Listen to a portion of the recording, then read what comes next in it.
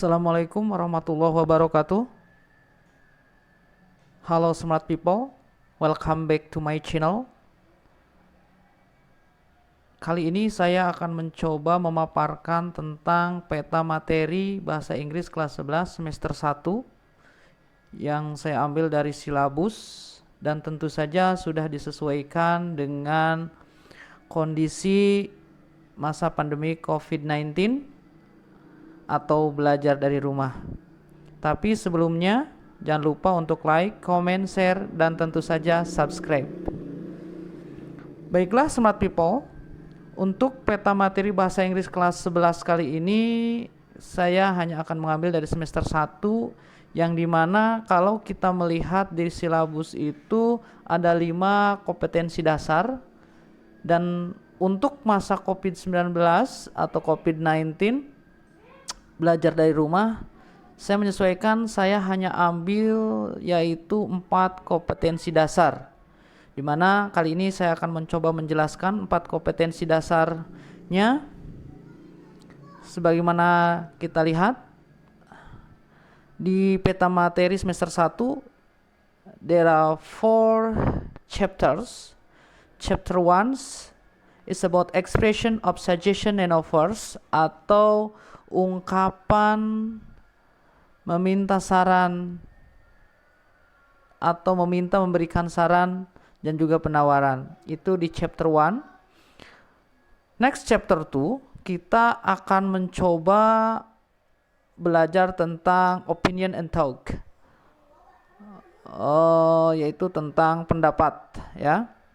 Opini atau pendapat. Di chapter 3 kita akan belajar tentang invitation letter atau surat undangan, di mana saya fokuskan surat undangan ini surat undangan yang bentuknya formal. Dan chapter terakhir yaitu analytical exposition text atau eksposisi analitis, teks eksposisi analitis. Ini menjadi chapter terakhir di semester sekarang. Nah, dari keempat chapter ini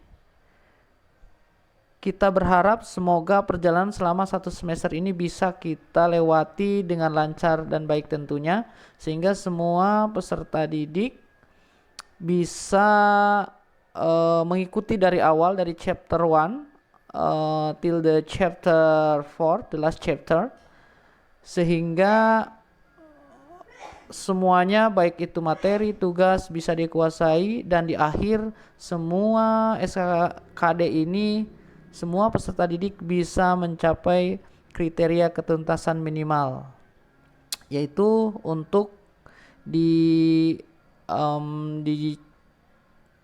kelas 10 maksudnya di kelas 11 ini dengan KKM 70 ya.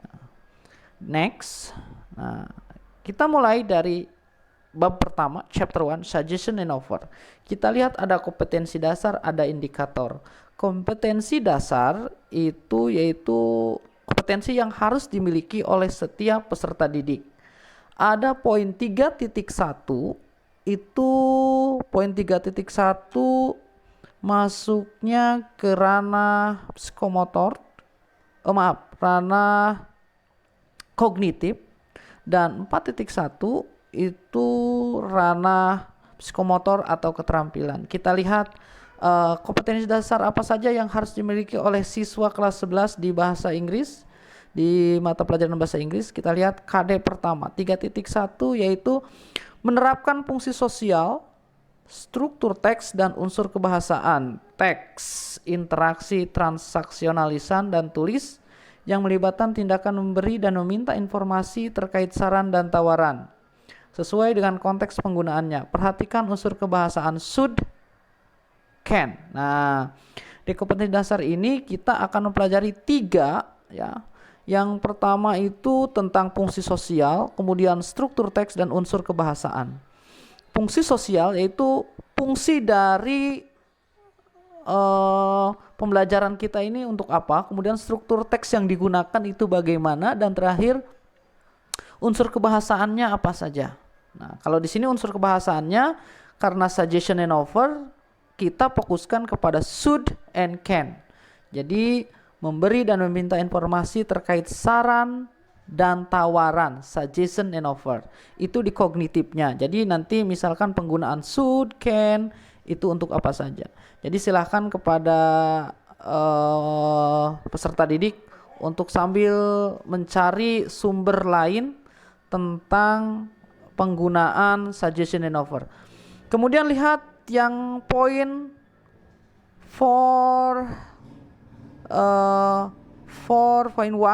menyusun teks interaksi. Nah, ini sudah masuk ranah keterampilan. Jadi kompetensi dasarnya itu harus bisa menyusun teks interaksi transaksional. Nah, ada pertanyaan lagi, apa itu interaksi transaksional? Interaksi transaksional di bahasa Inggris ada dua, ada transaksional dan ada interpersonal. Transaksional itu yaitu transaksi, maksudnya interaksi atau conversation yang membutuhkan menghususkan kepada sebuah tujuan. Sedangkan interpersonal itu hanya berupa basa-basi, biasanya bentuknya sederhana, lebih sederhana dari interaksi transaksional dan tidak punya tujuan yang lebih khusus. Nah, ini menyusun teks ini ada lisan dan tulis, pendek dan sederhana ya, yang melibatkan tindakan memberi meminta informasi. Nah, itu yang dimaksud transaksional, itu ada tujuannya, meminta informasi itu ada tujuan khususnya begitu. Nah, tentu saja melibatkan tiga tadi, ada fungsi sosial, struktur teks dan unsur kebahasaan. Dan jadi setiap kita belajar bahasa Inggris, genre of the text itu tentu harus memiliki tiga tadi. Ada fungsi sosial, struktur teks, dan unsur kebahasaan. Kemudian kita lihat indikatornya. Indikator dari KD ini untuk indikator kognitifnya. Berarti peserta didik bisa mengidentifikasi ungkapan memberi dan meminta informasi terkait suggestion and offer. Yang kedua, bisa mengidentifikasi lagi perbedaan cara pengungkapan dari masing-masing konteksnya. Yang ketiga, memahami struktur teks. Nah, dan yang keempatnya itu memahami unsur kebahasaan. Jadi yang pertama itu identifikasi itu lebih kepada fungsi sosialnya, dan yang ketiga itu struktur teks, dan yang keempat itu unsur kebahasaannya. Kemudian apa keterampilannya? Nah, keterampilannya yang pertama menyusun saran dan tawaran lalu menyampaikannya ke teman kelas. Nah, karena kita belajar dari rumah, mungkin saja ini nanti berupa video atau podcast. Jadi rekaman suara kamu merekam suara kamu menggunakan penggunaan suggestion and offer, kemudian bisa dikirim, bisa melalui Google Class, atau mungkin saja Bapak akan menyuruh kamu untuk mengirimnya ke WhatsApp group. Jadi lebih simpel begitu. Dan yang terakhir kalau yang pertama menyusun, yang terakhir itu menanggapi saran dan tawaran yang diajukan kepadanya. Misalkan Bapak ngasih soalnya tentang pertanyaan yang meminta. Nah, berarti kamu harus menanggapinya dengan memberikan saran. Begitu ya. Nah, itu chapter 1. Kita lihat yang chapter 2. Chapter 2 is about opinion and thought. Opinion and thought. Jadi pendapat dan pikiran ya. Oke, kita lihat KD-nya. Kompetensi dasarnya itu yang tiga tadi, fungsi sosial, struktur teks, dan unsur kebahasaan itu harus diterapkan. Tapi kalau yang chapter 1 tadi berupa suggestion and offer, jadi yang sekarang itu harus menerapkannya informasi terkait pendapat dan pikiran. Nah, unsur kebahasaan yang akan sering digunakan itu I think, I suppose, and in my opinion. Nanti kita lebih banyak lagi tentunya di pembelajarannya ya, di pendalaman materinya. Kemudian untuk KD psikomotornya 4.2 kita lihat, bisa menyusun teks interaksi transaksional sama dengan yang chapter 1. Berarti yang bedanya itu hanya unsur kebahasaannya saja, yaitu unsur kebahasaan yang digunakan itu pendapat dan pikiran, opinion and thought. Oke. Kita lihat indikatornya. Kalau indikator, bicara indikator berarti yang harus dikuasai oleh peserta didik. Indikator untuk kognitif mengidentifikasi situasi yang memunculkan pernyataan pendapat dan pikiran. Indikator kedua menyebutkan situasi yang memunculkan pernyataan pendapat dan pikiran. Jadi situasi apa yang bisa memunculkan pendapat dan pikiran? Misalkan di dalam sebuah diskusi, tentu kan itu ada berupa pendapat, atau ketika apa muncul sebuah pernyataan tentang pendapat dan pikiran, itu situasi seperti apa begitu. Yang ketiga, memahami struktur teks dari pernyataan pendapat dan pikiran. Jadi ketika ada pernyataan berupa opinion, kita lihat struktur teksnya apa, gitu ya. Ini apakah misalkan kata kerja, atau misalkan dia bentuk tensisnya bagaimana, seperti itu. Dan yang terakhir dari indikator kognitif itu memahami unsur kebahasaan dari pernyataan pendapat dan pikiran. Oke. Kemudian untuk penugasan keterampilannya, menyatakan pendapat dan pikirannya yang sesuai secara tertulis. Nah, ini tertulis saja. Jadi mungkin penugasannya nanti ya berupa tes saja begitu ya. Kita tidak usah terlalu sering menggunakan atau video. Oke, lanjut ke chapter 3. Nah, ini invitation letter, surat undangan. Tapi sebagaimana yang saya tadi bilang bahwa saya fokus di invitation letter itu yaitu surat undangan yang resmi dulu, karena banyak sekali jenis surat undangan, ada yang formal, ada yang informal. Nah, kita coba sesuai buku yang sudah saya share, buku siswa student e-booknya, yaitu yang bentuknya formal begitu. Kita lihat kompetensi dasarnya. Untuk yang kognitif, membedakan fungsi sosial, struktur teks, dan unsur kebahasaan. Ini dalam bentuk undangan resmi tadi ya, yang formal tadi, undangan resmi. Oke. Dan memberi dan minta informasi terkait kegiatan sekolah atau tempat kerja sesuai dengan konteks penggunaannya. Jadi kita bisa misalkan kegiatan sekolah, kegiatan ekstrakurikuler yang biasa mengundang ya, bisa dari teman kamu atau pihak luar sekolah begitu. Oke, kompetensi dasar yang psikomotornya 4.3, teks undangan resmi. Ada 2 ini. Yang pertama menangkap makna secara kontekstual ya, yang tadi undang resmi tadi menangkap maknanya, jadi makna secara kontekstual. Yang 4.2 itu menyusun teks khusus. Nah, ini berarti kalau menyusun teks khusus kamu harus, kita lihat di indikatornya. Kita lihat indikatornya nanti. Coba indikator 3.3, yang indikator 3.3. Menemukan perbedaan dan persamaan dari beberapa undangan resmi untuk beberapa acara yang berbeda. Ini jadi misalkan acara yang berbeda, nah kita perbedaannya apa saja dari undangan itu. Setelah kita temukan, kita identifikasi dan sebutkan bagian-bagian dari undangan dengan ucapan dan tekanan yang benar. Nanti kita lihat video-video contohnya ya, nanti di jadwal, sebagaimana jadwal bagian Bapak akan kasih materinya yang berupa video. Yang ketiga, memahami struktur teks undangan resmi. Jadi kalian indikatornya harus bisa paham tentang struktur teks undangan resmi. Dan terakhir, memahami unsur kebahasaan apa saja yang ada di dalam undangan resmi. Kemudian untuk psikomotornya, membuat undangan resmi terkait kegiatan sekolah. Nah, tadi itu. Jadi kamu harus membuat surat undangan dan menampilkan undangan dengan share di aplikasi WhatsApp group, atau bisa nanti Bapak lewat Google Class atau Google Form itu ya. Chapter terakhir, analytical exposition text atau teks analisis, eksposisi analitis. Maaf. Lihat KD-nya. Membedakan fungsi sosial, struktur teks, dan unsur kebahasaan. Selalu 3 itu ya. Oke. teks eksposisi analitis lisan dan tulis dengan memberi dan meminta informasi terkait isu aktual sesuai dengan konteks penggunaannya. Nah, ini eksposisi analitis itu cirinya itu ada argumen. Kalau berbicara tentang argumen kan berarti ini berhubungan dengan opinion and thought tadi. Jadi pas ini nyambung ya.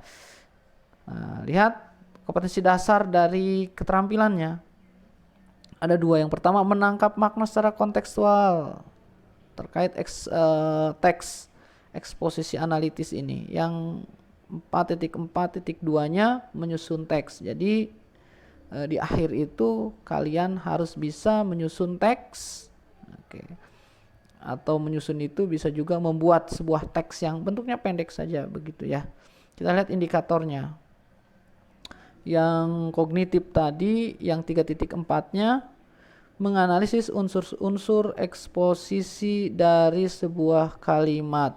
Nah, jadi dianalisis dulu, kemudian memahami struktur teks eksposisi analitis, memahami unsur kebahasaannya. Jadi ada fungsinya, strukturnya, dan unsur kebahasaannya. Itu 3 tadi ya. Nanti kita kalau ada pertanyaan boleh di grup WA grupnya itu apa sih unsur kebahasaan itu ya, fungsi sosial, nanti bisa lebih dijelaskan. Kemudian untuk indikator psikomotornya, menemukan dan menyusun kembali teks eksposisi analitik dari kalimat yang tersusun secara acak. Jadi teks rumpang ini kita susun lagi menjadi sebuah teks yang benar. Kemudian membacakan teks eksposisi dengan suara lantang di depan kelas dengan ucapan dan tekanan yang benar. Nah, karena kita BDR, membaca teks itu bisa nanti bentuknya rekaman suara, recorder. Jadi record ya. Oke. Dan yang terakhir membuat teks menyatakan pandangan tentang suatu hal di sekolah, desa atau kotanya, atau mungkin tentang yang up to date sekarang ini, isu-isu sekarang ini, misalkan tentang isu pandemi COVID-19 atau belajar dari rumah atau PSBB, apa saja yang sekarang lagi booming begitu ya. Terakhir, nah use of material concept, bagaimana penggunaannya. Jadi ini hanya sedikit saran dari Bapak atau berupa penggunaannya bagaimana menggunakan peta konsep ini, peta materi ini. Yaitu dimaksudkan untuk memudahkan siswa dalam memahami pelajaran bahasa Inggris di semester 1 selama masa belajar dari rumah. Kemudian penggunaan peta materi juga dibanding dengan pemberian student ebook. Jadi sudah Bapak sesuaikan dengan student ebook atau buku siswa elektronik yang Bapak share ke kalian, dengan harapan agar para siswa bisa mengikuti pembelajaran sesuai SKKD yang telah ditetapkan. Nah, jadi lihat saja di e-booknya itu chapter 1 until chapter 4 itu sudah sesuai dengan yang Bapak sharekan atau sudah sesuai dengan PowerPoint ini. Kemudian lakukanlah yang harus dilakukan, gunakan peta materi sebagai acuan pembelajaran selama 1 semester.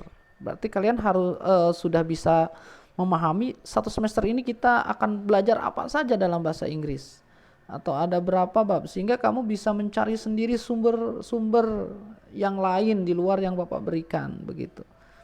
Kamu bisa searching di web-web tertentu yang untuk menambah wawasan tentang materi-materi yang akan kita pelajari. Yang kedua, pelajari buku panduan siswa yang telah diberikan. Nah, tadi itu yang student ebook itu sudah lengkap itu. Dan 3, aktif dan kreatif dalam pembelajaran selama masa BDR. Aktiflah dalam memberikan komentar, menanyakan yang tidak dipahami begitu, sehingga apa yang tidak bisa kita pahami bisa kita tanyakan dan kita bisa paham. Nah, kemudian jangan yang tidak boleh itu, jangan hanya disimpan di HP saja begitu. Setelah di-share, disimpan, tidak dipelajari gitu ya. Yang penting sudah melihat, itu yang salah itu. Kemudian menunda-nunda pembelajaran dan tugas. ketika ditunda-tunda numpuk semakin sulit. Nah, itu ya. Menjiplak tugas teman, berarti berusaha sendiri ya. Beda menjiplak dengan kita diskusi menanyakan apa yang tidak kita pahami ke teman dengan menjiplak gitu. Tidak mengumpulkan tugas, ada penilaiannya nanti ya. Yang tidak mengumpulkan berarti ya nilainya kosong. Dan menyepelekan pembelajaran, apa sih maksudnya? Ya kita anggap ini yang penting sudah kita ikuti ya sudah, padahal tidak seperti itu. Maksudnya kita harus paham begitu, bukan hanya sekedar belajar dengan melihat saja ya. Harus paham apa yang yang kita pelajari. Akhir kata, semoga pembelajaran kita selama 1 semester berjalan dengan lancar dan semua siswa mencapai KKM. Oke, terakhir itu saja dari saya. Sekian dan terima kasih. Sekali lagi jangan lupa like, comment, share di channel ini dan tentu saja subscribe. Thank you. Assalamualaikum warahmatullahi wabarakatuh.